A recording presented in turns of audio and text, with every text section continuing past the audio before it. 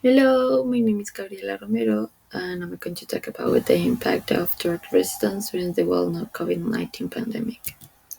First, I would like to explain two basic concepts for this research. The first one is what is the COVID-19 on biological terms, that is an infectious disease caused by the SARS-CoV-2 virus.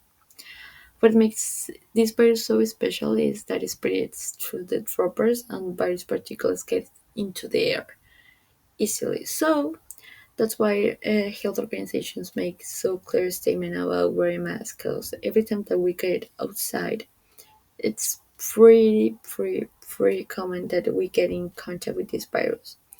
Also, every time that someone gets infected and even this person starts breathing, it's already spreading the virus. What makes this virus so complicated to control?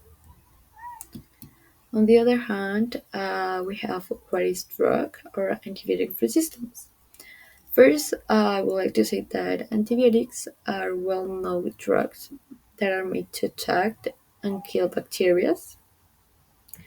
So, this way we can say that antibiotic resistance is the mutation of a bacteria in response of the use of these drugs, making the effect or response less effective. As I said, COVID is a virus, and bacteria is another type of organisms. So they are not the same.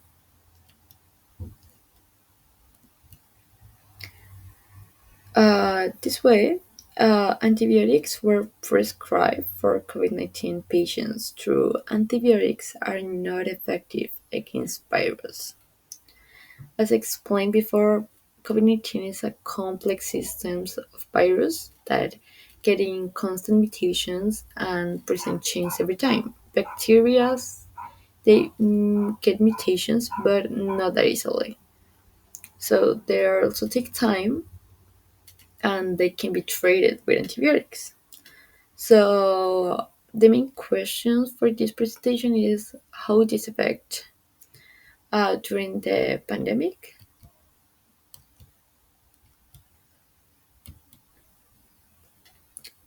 Several studies have shown that there's a relationship between COVID and AMS, that means antimicrobial resistance, showing that some of the conditions of COVID, such as the excess of use of antibiotics, may contribute to the rise of AMR. What means that the use of these antibiotics on our systems may contribute to the develop antibiotic resistance on the future.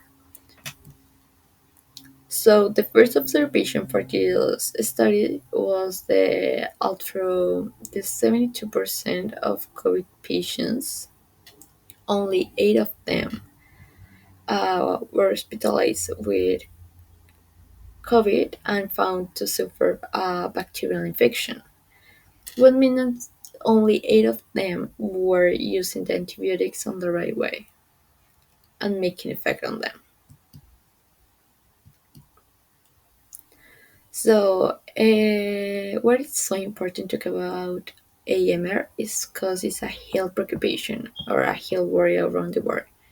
Because maybe it's not something that gets spread on, like we cannot get antibiotic resistance on the air, but we can develop it on our bodies.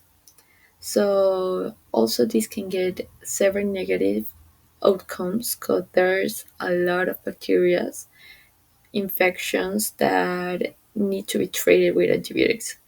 If we get antibiotic resistance, it's going to be harder to fight between to these infections.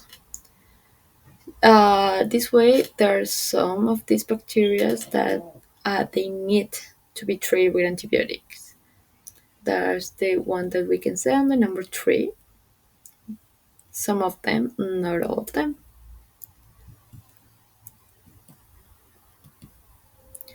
So, what are the consequences of antibiotic resistance? As I explained before, we can see a growing number of infections. If we don't have how to treat bacterial infections, they are going to start growing all over again.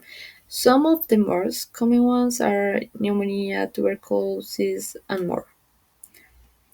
So they are becoming harder to treat as the antibiotics has become less effective.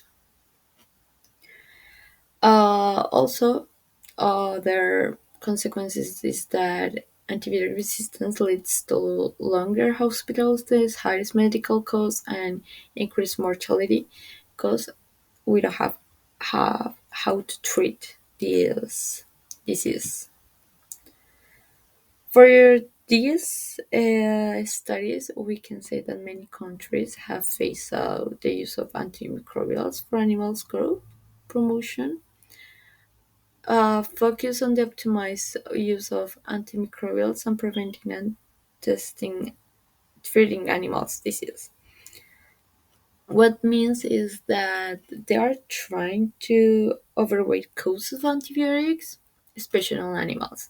But this is kind of like hard to get because there are several factors included. One of them is biosecurity standards on the farm, housing standards, nutrition, brawling, and management of the farm.